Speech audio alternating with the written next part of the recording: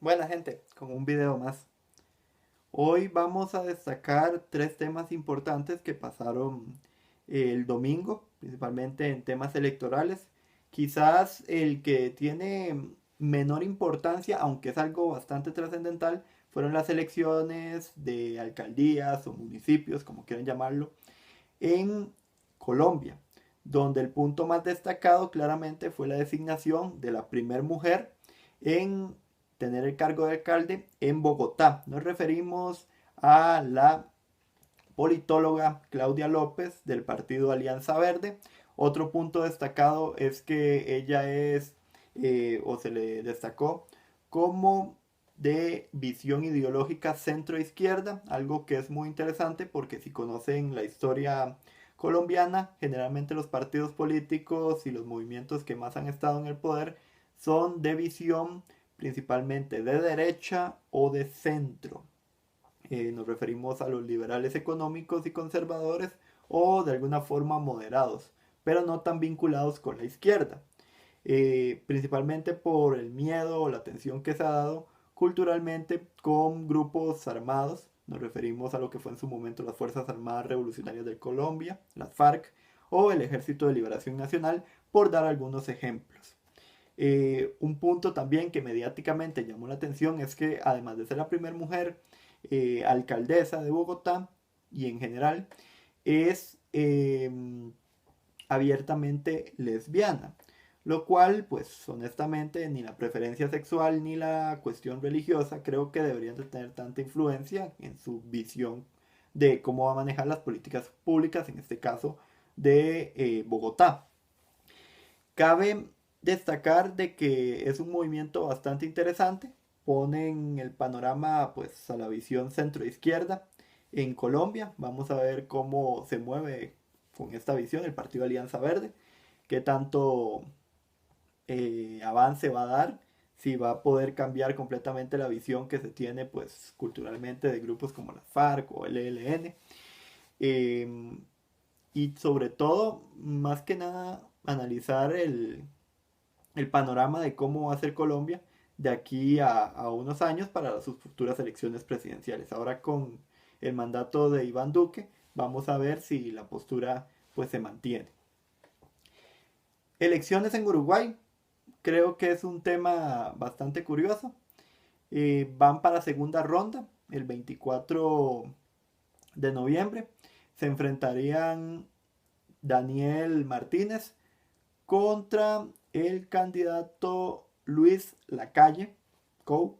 Daniel Martínez representando al partido oficialista que lleva 15 años en el poder. Nos referimos al Frente Amplio de visión progresista, socialdemócrata, para algunos socialista, por sus políticas principalmente que en el panorama latinoamericano han estado bastante eh, no digo que desvirtuadas, pero no tan fuertes como lo que son la legalización del aborto, la legalización de la marihuana, el matrimonio igualitario. Uruguay ha estado como un peldaño adelante con esas visiones de carácter progresista.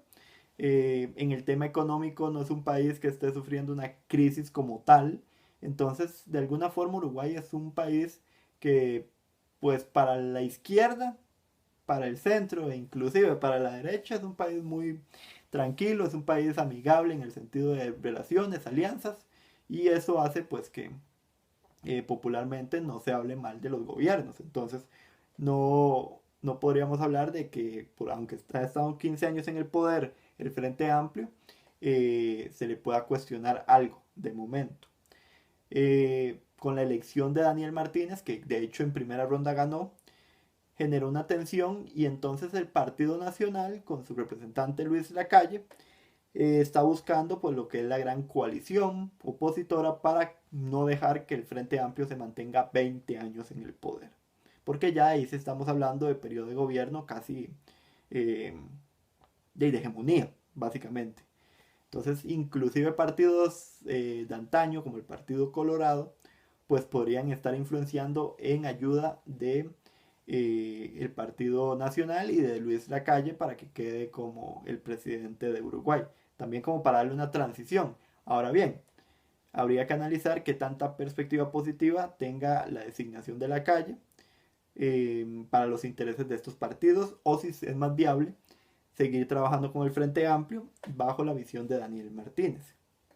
Todo esta transición se ha dado desde que llegó al poder Tabarez Vázquez en su primera administración, luego don José Mujica, que es quizás la figura más reconocida del Frente Amplio y de la izquierda latinoamericana en el sentido positivo, y luego volvió de nuevo Tabarez Vázquez y ahora pues es probable que Daniel Martínez continúe y como les mencioné los 20 años, porque en Uruguay se rigen por periodos de 5 años. Su vecino cercano y con el que comparte mucha cultura, de hecho aquí yo he dejado videos sobre José Gervasio Ortigas, que es un símbolo tanto para Uruguay como en su momento para Argentina. En, en Argentina, porque era para medio un toque del tema, en Argentina se dieron elecciones de segunda ronda, porque ya teníamos a los dos candidatos. Teníamos a Mauricio Macri, que buscaba la reelección, desde el 2015 está, pues, de alguna forma electa y se ha mantenido hasta, o se quería mantener hasta el 2025.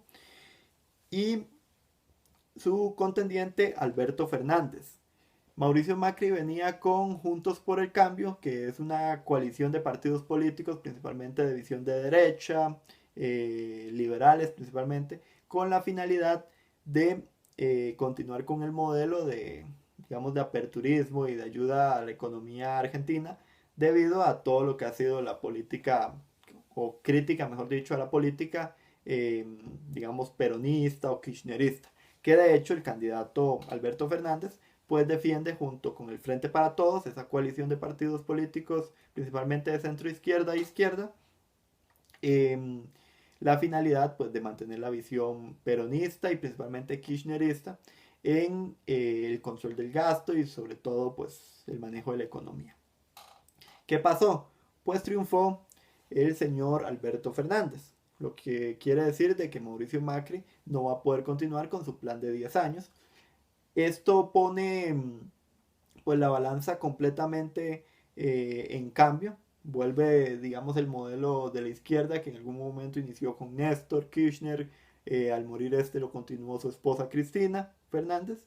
Y ahora pues lo seguiría Alberto Fernández. Vean qué curioso ese juego de Kirchner y Fernández en el poder de Argentina. Puntos importantes. Algo que me llamó la atención, el peso argentino se estabilizó, algo que uno pensaría que más bien con esta designación iba a cambiar. Demuestra de alguna forma que hay algunos socios internacionales que les conviene la designación. Hablamos de que, por ejemplo, mercados como China, quizás el mercado en este momento más poderoso del mundo, Rusia, podrían ver un beneficio de la designación de Alberto Fernández. También hay que entender de que son contraparte del Fondo Monetario Internacional, porque aquí estamos hablando de las BRICS, Brasil, Rusia, India, China y Sudáfrica, que pese a que Brasil es en este momento un gobierno más afín a los intereses de Estados Unidos, tiene pues, su hegemonía y quiere expandirla más, entonces los BRICS son necesarios para ellos. Entonces una lucha entre los BRICS y el fondo, lo cual podría beneficiar de alguna forma al territorio argentino o a este gobierno. Mm, Hay que ver cómo se maneja la política de gasto, porque eso también fue algo que se le criticó a la administración de Cristina Fernández. El mismo Alberto Fernández la cuestionó en algún tiempo, pero ahora esa fórmula puede de alguna forma ser un revulsivo, digámoslo así, si es que hay personas que lo crean, para la economía argentina. O tal vez su acabose. Eso es muy relativo de acorde a cómo vayan a manejarse.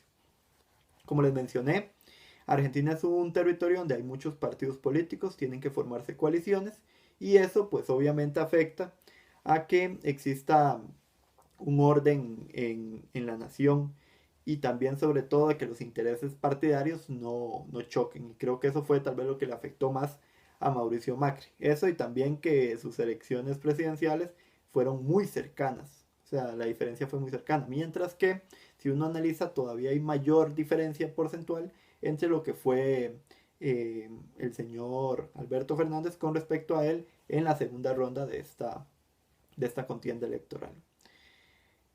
Punto importante a nivel geopolítico. América Latina, si quitamos a las islas del Caribe, que fueron colonizadas principalmente por británicos, franceses, o digamos de los Países Bajos, queda en un panorama de igualdad de condiciones. ¿Y a qué me quiero referir? Bueno, tenemos 7 países en América Latina con tendencia izquierda. México, Cuba, Nicaragua, Bolivia, Venezuela, Argentina y Uruguay. También tenemos 7 países en América Latina con tendencia de derecha. Guatemala, Honduras, Paraguay, Chile, Brasil, Colombia y Perú.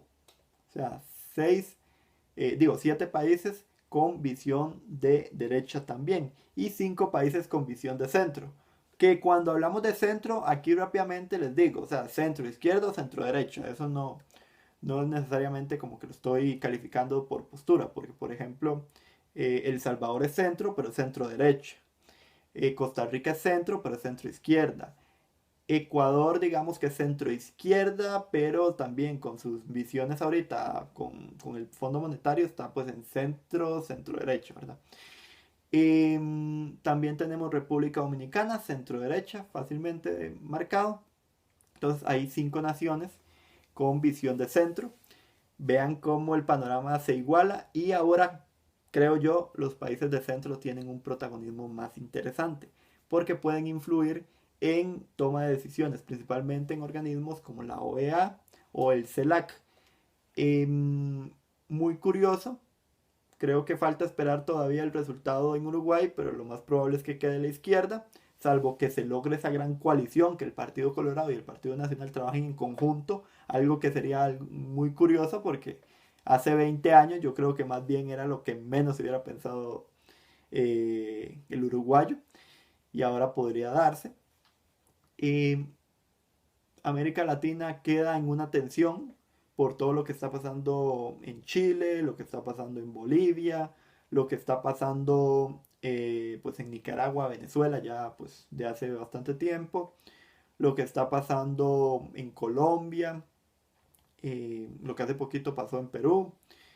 Y creo que esas cuestiones ponen a América Latina en este momento como el punto central del mundo y algo que podría analizarse para los mercados internacionales, principalmente con 3 naciones, China, Estados Unidos y quizás el que está aquí en postura de centro, diría uno, la Unión Europea. Entonces, vamos a ver cómo se mueve el panorama de aquí a unos años para que así podamos ver qué postura prevaleció en el poder y sobre todo si se dieron cambios de alguna forma revulsivos o interesantes. Vimos de que hay una lucha en este momento tanto contra el, digamos, autoritarismo o control total por parte de un partido político o de una figura política en el poder contra el hecho de que no queden completamente en manos pues de organismos internacionales financieros como el Banco Mundial o el Fondo Monetario Internacional. Y eso es algo muy interesante porque podría cambiar completamente el paradigma más allá de la izquierda o de la derecha, que yo ya muchas veces les he mencionado. Al final esto es populismo, clientelismo, demagogia y principalmente corporativismo, de izquierda o de derecha. Sin más que decir, me despido.